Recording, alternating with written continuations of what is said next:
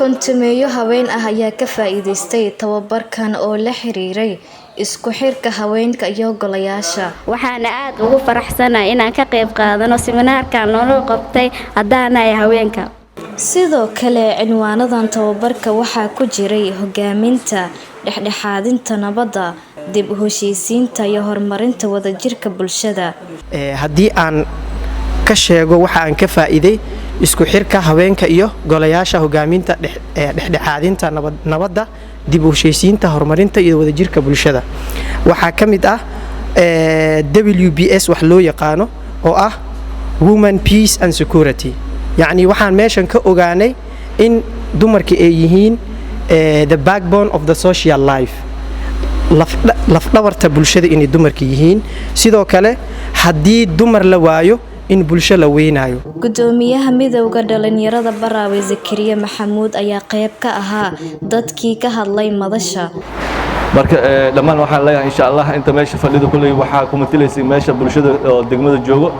insha Allah waxaan leeyahay sidaad ugu matilaysin in sida hadda waxa u barateen insha Allah idinka ugu faa'iideeyo inta idinka dambayso idinka matilaysin insha Allah. Gudoomiyihii hore ee degmada Barawe ahna xildhibaan ka tirsan golaha deegaanka ee degmada Barawe Xuseen Barre Maxamed Xuseen Jeex ayaa madasha ka sheegay ahmiyadda tababarkan. runtii waxaan aad ugu faraxsanahay inaan ka soo qayb galno xiritaanka tababarka maalmahan u socday ururka haweenka degmada Barawe oo ay u qabatay wasaaradda haweenka iyo xuquuqul insaanka dowladda goboleedka Koonfur Galbeed Soomaaliya oo runtii kaalin weyn ah mar walba u taagan isku xirka wadajirka ururka haweenka meel kasta ee Koonfur Galbeed ay ka joogaan runtii Barawe qayb ay ka tahay. Gudoomiyaha degmada Barawe ahna duqa magaalada Dr. Liibaan Abuukar Baafo ayaa soo xiray tababarkan qaatay 2 cisho. seminaarkii idin socday bariyaha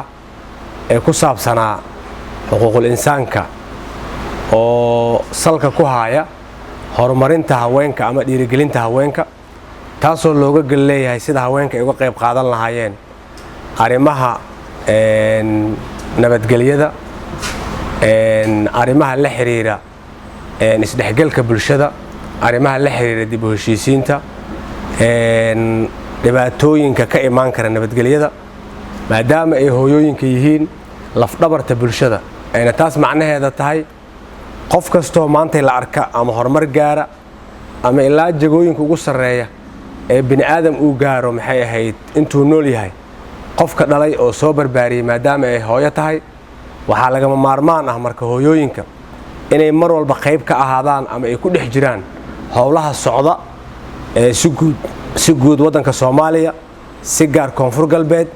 si qaasatan ahne magaalada madaxda Koonfur Galbeed ee Barawe ee hadda aan ku sugannahay taasoo macnaha ay arinkan ama seminaarkan ay soo qaban qaabisay wasaaradda haweenka iyo xuquuqul insaanka dowladda goboleedka Koonfur Galbeed ayna qayb kala ahayd UN Women oo ah maxay ahayd qaybaha UN-ka ee haweenka taasoo ay muhiimadeeda tahay in la idinku dhiirigeliyo oo wada shaqaynta xagga qaybaha kala duwan ee bulshada aan la leeyihiin la idinku cadeeyo oo aad ka doodaan isku fahamtaan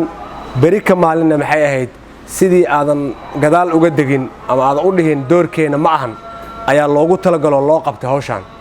oo aadan uga xishoonin ama aadan gadaal isaga dhigin.